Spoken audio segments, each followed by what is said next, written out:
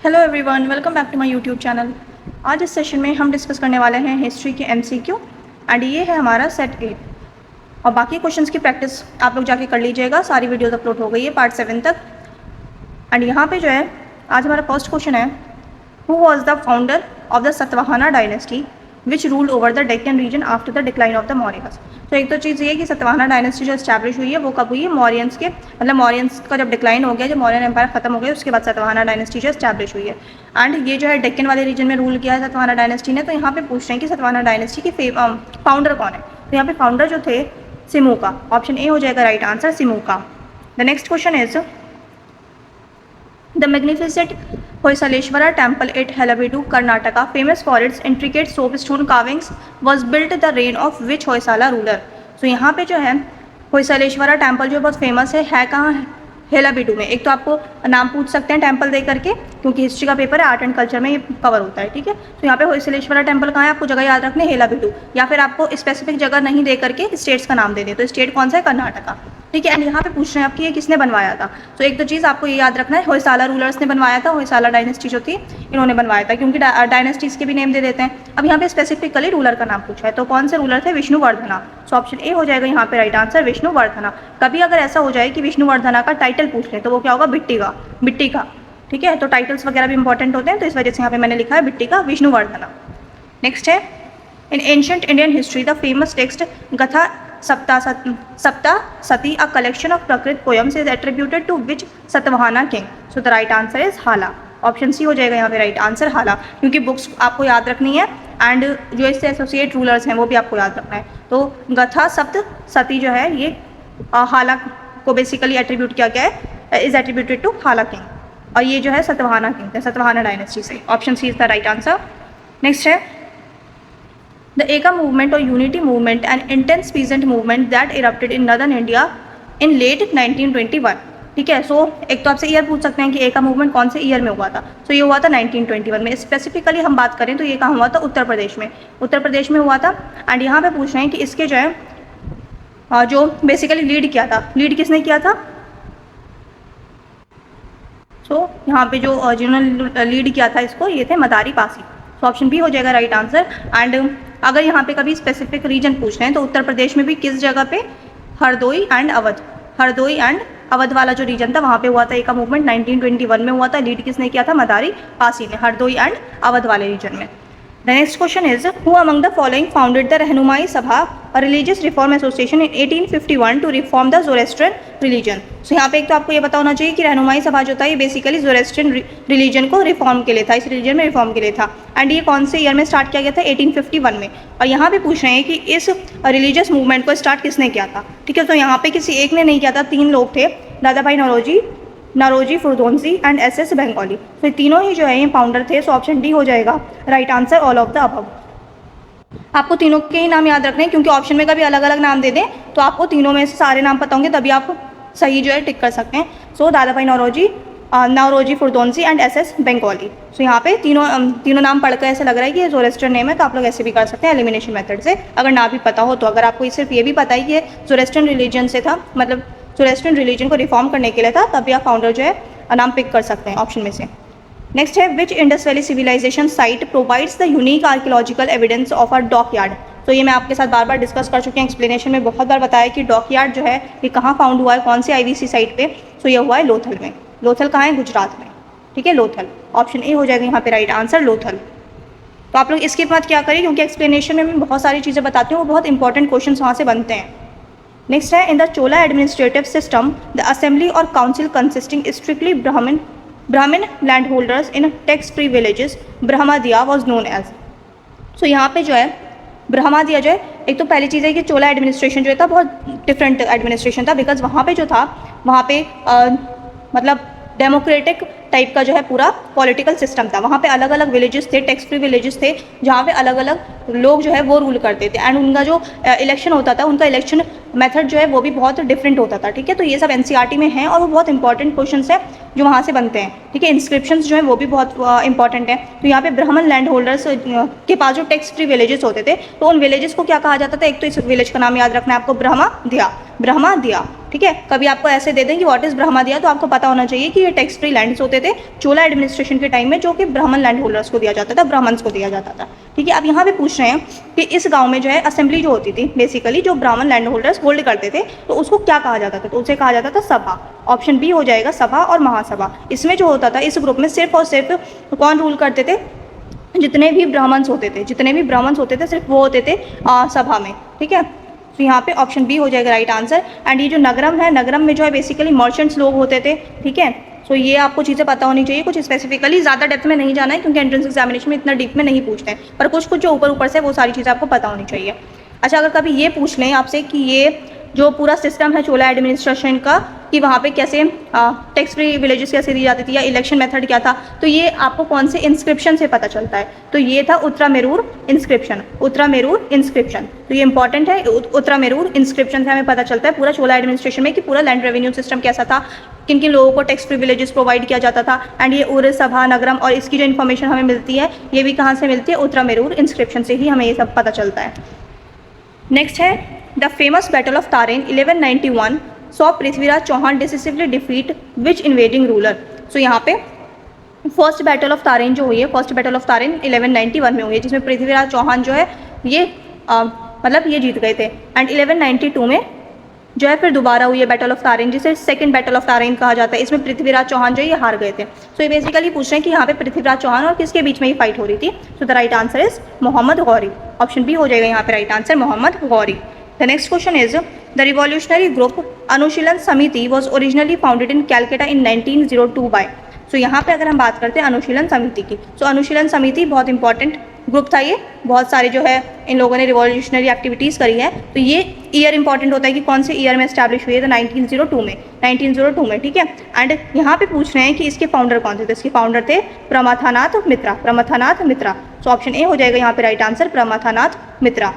The next question is which British Viceroy was responsible for setting up the Famine Commission under the chairmanship of Sir Richard Strachey in 1878। तो यहाँ पे इसे स्ट्राचे commission भी कहते हैं, स्ट्राचे commission भी कहा जाता है। कभी आपसे पूछ ले कि स्ट्राचे कमीशन कौन से ईयर में सेटअप हुई थी, तो आपको ईयर पता होना चाहिए 1878। 1878 स्ट्राचे कमीशन सेटअप की गई है 1878 में।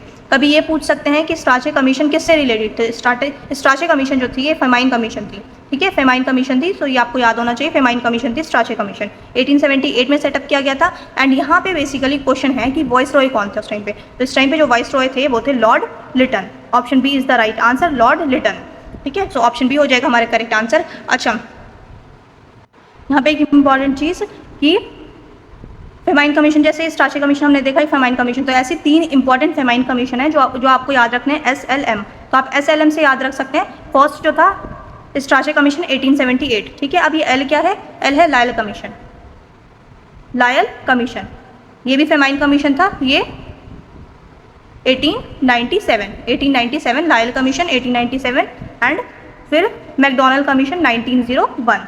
तो ये 3 इंपॉर्टेंट कमीशन है और ईयर भी आपको पता होना चाहिए। एंड फेमाइन कमीशन है ये तीनों ही। तो 3 इंपॉर्टेंट फेमाइन कमीशन है, यहाँ से क्वेश्चन बनते हैं। SLM, ठीक है। SLM से आपको याद रखना है, S से है स्ट्राचे कमीशन 1878, L से है Lyell commission 1897 and McDonald commission 1901। तो तीनों ही कमीशन बहुत इंपॉर्टेंट है, क्वेश्चन बन सकता है। तो जो भी इंपॉर्टेंट इन्फॉर्मेशन थी यहाँ पे मैंने आपको दे दी है। अब नेक्स्ट है which article of the Indian constitution empowers the president to declare financial emergency. तो यहाँ पे बेसिकली पूछें कि जो फाइनेंशियल इमरजेंसी है ये कौन से आर्टिकल के तहत लगाई जा सकती है, ठीक है। तो यहाँ पे आर्टिकल 360 फॉर फाइनेंशियल इमरजेंसी, यहाँ पे हो जाएगा ऑप्शन सी हमारा राइट आंसर। एंड यहाँ पे अगर कभी आपसे पूछ लें कि कॉन्स्टिट्यूशन में हमारे क्या चीज़ मेंशन की गई है कि कब ऐसा होगा कि फाइनेंशियल इमरजेंसी लगाई जा सकती है, तो कॉन्स्टिट्यूशन में लिखा है कि जब फाइनेंशियली स्टेबिलिटी ऑफ इंडिया को जब खतरा होगा, जब हमारी फाइनेंशियल स्टेबिलिटी अगर उसको खतरा होगा तब फाइनेंशियल इमरजेंसी लग सकती है। बट आपको एक चीज़ याद रखते हैं कि इंडिया में कभी भी फाइनेंशियल इमरजेंसी इंपोज नहीं हुई है, ठीक है, ये इंपॉर्टेंट फैक्ट है। फाइनेंशियल इमरजेंसी कभी भी इंडिया में इंपोज नहीं हुई। कभी ऐसा क्वेश्चन दे दें कि फाइनेंशियल इमरजेंसी कितनी बार इंडिया में इंपोज हुई है, 1 2 3 एंड ऑप्शन डी नन, ठीक है। तो आपको जो राइट आंसर होगा वो क्या होगा, ऑप्शन डी नन, क्योंकि कभी भी फाइनेंशियल इमरजेंसी इंडिया में इम्पोज नहीं हुई है। ये किसके अंडर आती है, आर्टिकल 360 में। एंड क्या बोला गया, जब फाइनेंशियल स्टेबिलिटी को खतरा होगा तभी लग सकती है, ठीक है। तो यहाँ पे आर्टिकल 360 ऑप्शन सी हो जाएगा राइट आंसर। आर्टिकल 352 किसके लिए, article 352 national emergency, article 356 president rule, article 352 national emergency, article 356 president rule and article 360 for financial emergency. The next question is, which landlocked European country is geographically famous for its extensive system of deep narrow inlets called ports? So the right answer is Norway. Option C हो जाएगा यहाँ पे Norway. Next है, the Malacca Strait is a highly strategic maritime choke point that connects the Indian Ocean with the. So Indian Ocean को Malacca Straits बहुत important है, इसलिए मैं हर सेट में जो एक स्ट्रेट के बारे में आपको ज़रूर बता रही हूँ, ठीक है, कहीं से भी क्वेश्चन बन सकता है। तो स्ट्रेट जो है मलाका स्ट्रेट कौन सी दो वाटर बॉडीज़ को कनेक्ट करता है, so Indian Ocean and South China Sea, ठीक है, साउथ चाइना सी। एंड अगर स्पेसिफिकली इंडियन ओशन में अगर आपसे पूछ रहे हैं कि कौन सी सी है, कौन सी सी को कनेक्ट करता है, तो ये आपको पता होना चाहिए अंडमान सी को साउथ चाइना सी से कनेक्ट करता है मलाका स्ट्रेट, अंडमान सी को साउथ चाइना सी। अगर ओशन है तो क्या होगा, Indian Ocean with South China Sea. तो यहाँ पे ऑप्शन ए हो जाए, point that connects Indian Ocean with South China Sea. Okay, option A जो है यहाँ पे राइट आंसर हो जाएगा, south China C.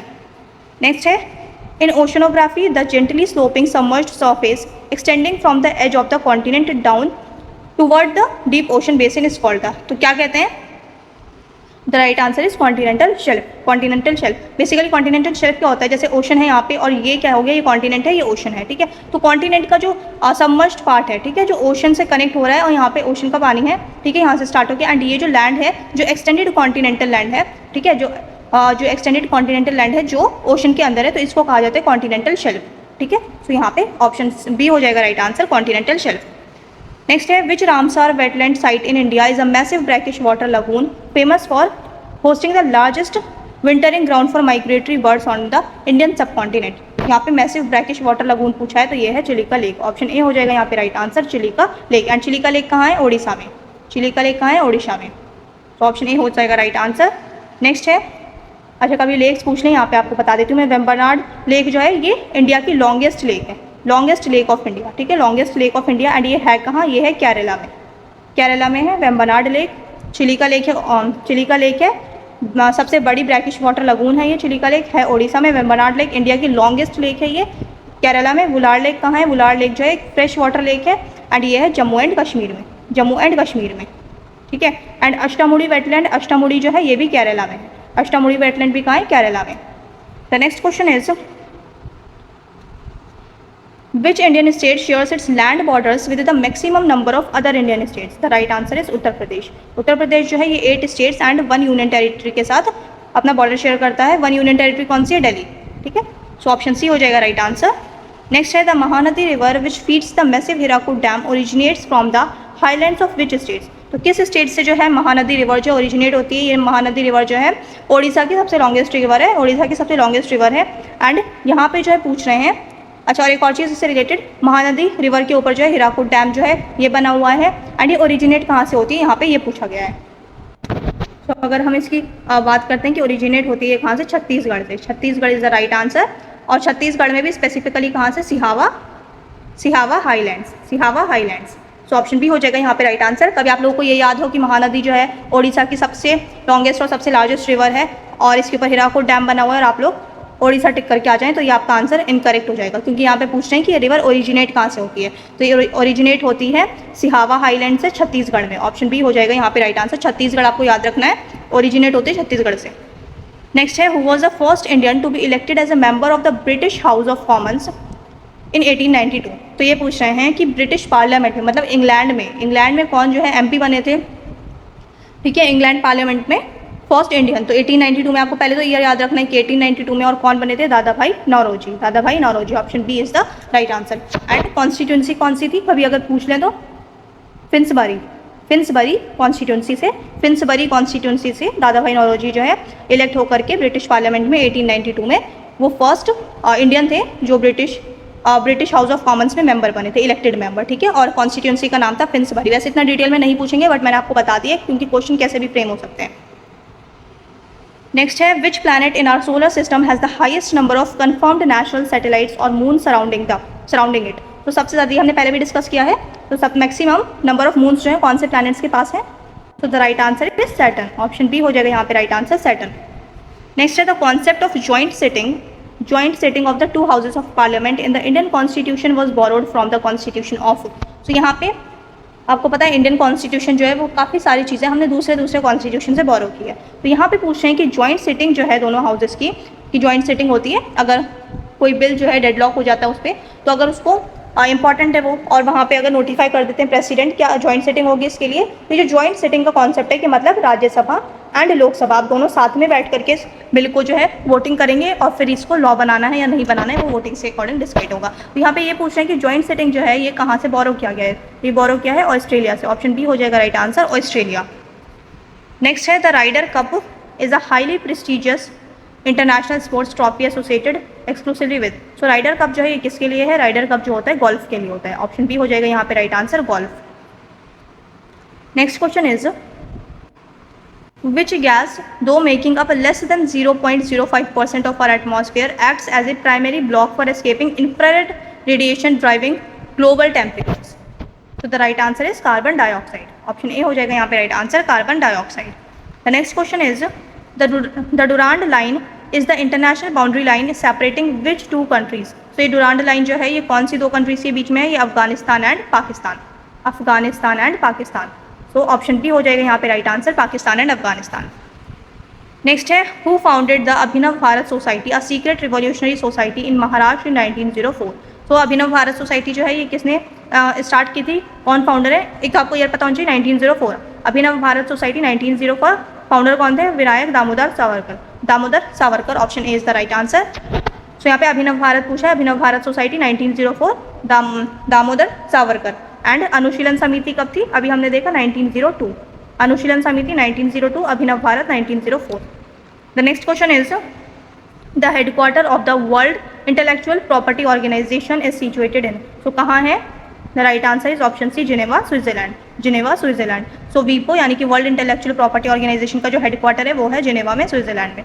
I hope आप लोगों ने अच्छे से प्रैक्टिस की होगी। चैनल पे आप लोग नए हैं तो सब्सक्राइब कर लें, वीडियो अच्छी लगे तो लाइक कर दें। अब मिलते हैं नेक्स्ट सेशन में।